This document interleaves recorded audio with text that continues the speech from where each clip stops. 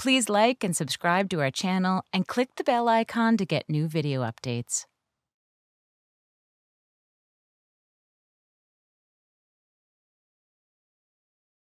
So when I was 8, I used to be obsessed with being taken seriously.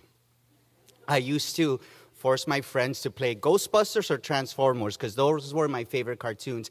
And I always had to be Egon or Optimus Prime. And if they questioned why I had to be either of those two, or if they didn't take my instructions exactly like I told them, they couldn't play with us anymore.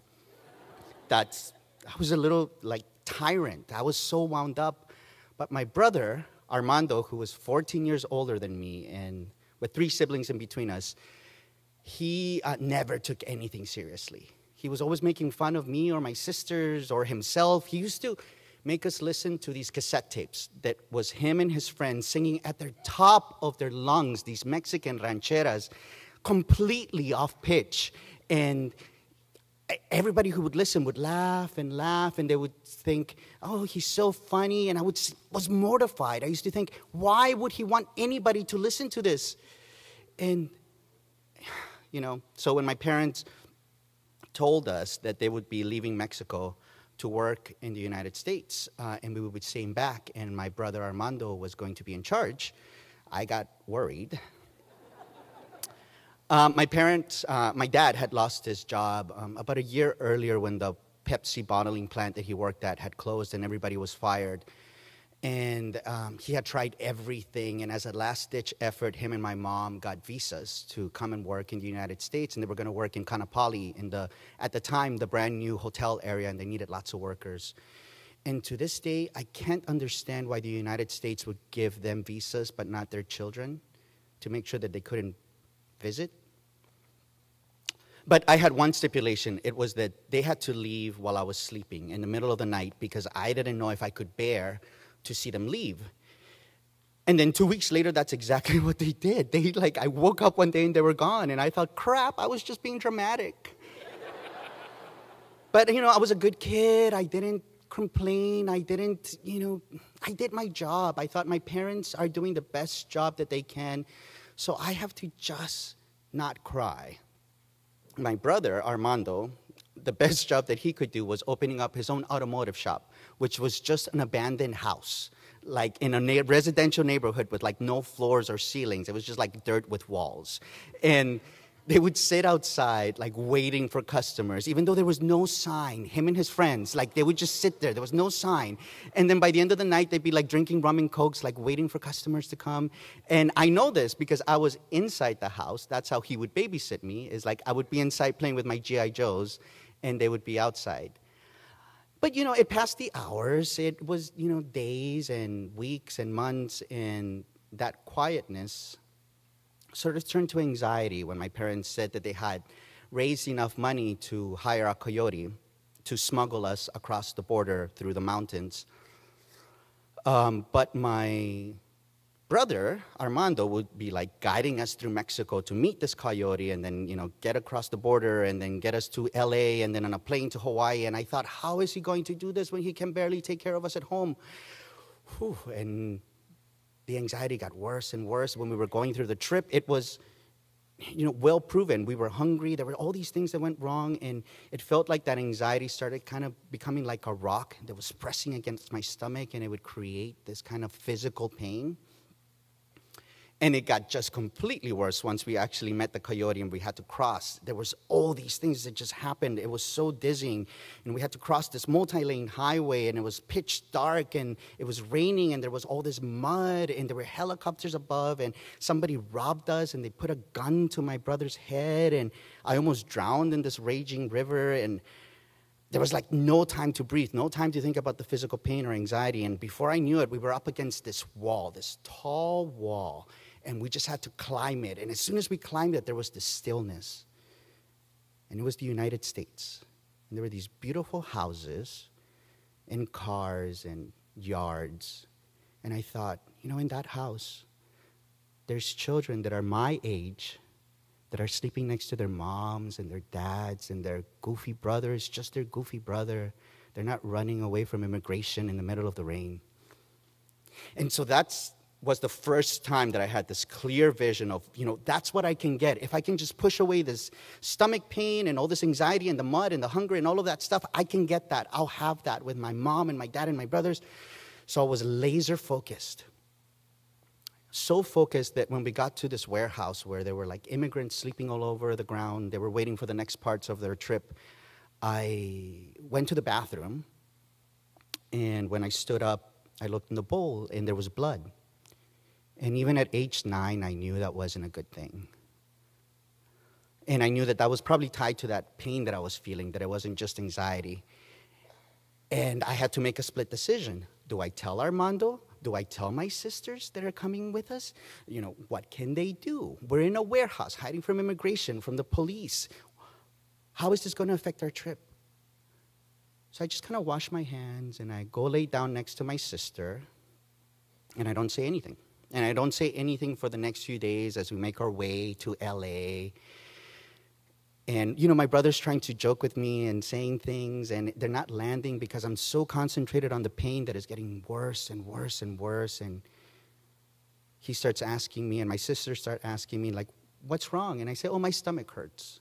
And I just keep saying that. And when we finally get to LA, I've gotten so weak that I asked one of my siblings to take me to the bathroom. And when I locked the door behind me, the bathroom toilet seemed so far away that I kind of crumbled to the ground. And I rest there, and the coolness of the floor against my cheek feels comfortable. And I don't know how long I was there, because the next thing I know, Armando's knocking on the door saying, "Mijo, ¿cómo estás?" And I think I answer, but I don't think there's any words that actually come out of my mouth. And so I kind of crawl up to the door, and I unlock it. But he doesn't know that it's unlocked, so he just keeps knocking, and then he's pounding on the door, like saying, "Open the door right now, or I'm going to knock it down." And he realizes that it's open, so he opens it, and he doesn't miss a beat. He just kind of scoops me from the floor into his arms, and he starts running into the streets to try to ask strangers for help. And I realize how sick I am for the first time, because I've never seen my brother panic like this. And somebody drives us to the hospital, and it's like an episode of ER, like 20 cc's and 10, or like whatever, doctors say when they're, doing stuff. I don't know. I didn't speak English.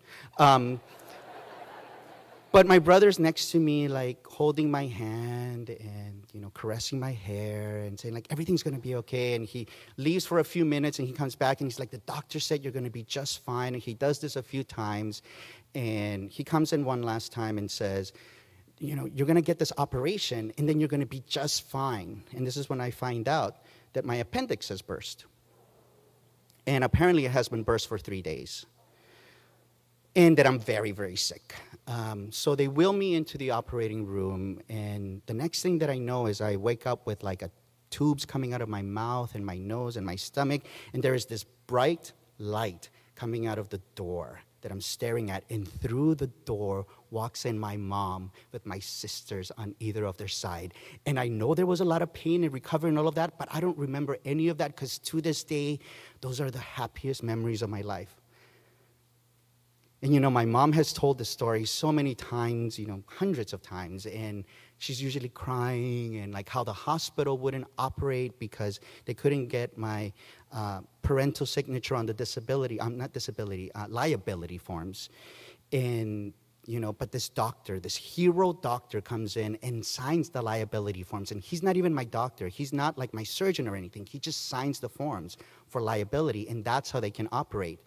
And when I tell the story, I usually concentrate about finding this doctor and how I want to tell him that he's my hero, and I want to thank him for what he did for us. When my brother tells the story, it's usually about how so-and-so fell on this branch as we were running away from immigration, or how the stupid Bermuda shorts that I was wearing were like 10 sizes too big because we had stolen all of our clothes, and that's what I had to wear. And I realized all of these years later that all of those versions of the story erase what my brother actually did.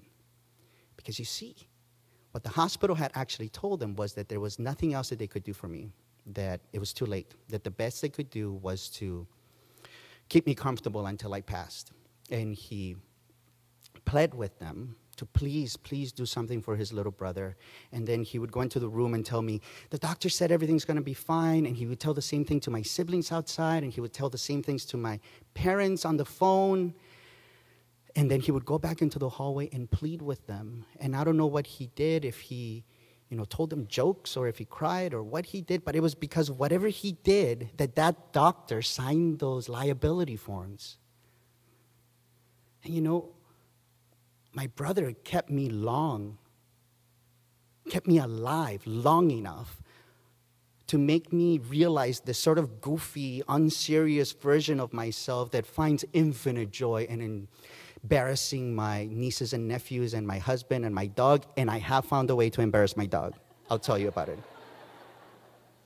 And my brother, on the other hand, has transitioned into being this loving, wonderful father and grandfather who still trolls all of us with TikTok videos and on Facebook and all these things. He's gone high tech now. And I realized not only that my brother saved my life in the hospital, but he gave me this model of how to be able to not take yourself so seriously, not to be so wound up that if you're going to live with the trauma, you might as well laugh at the funny parts. And I'd like to think that now if we were to play Transformers together, I might just let you be Optimus Prime. Thank you.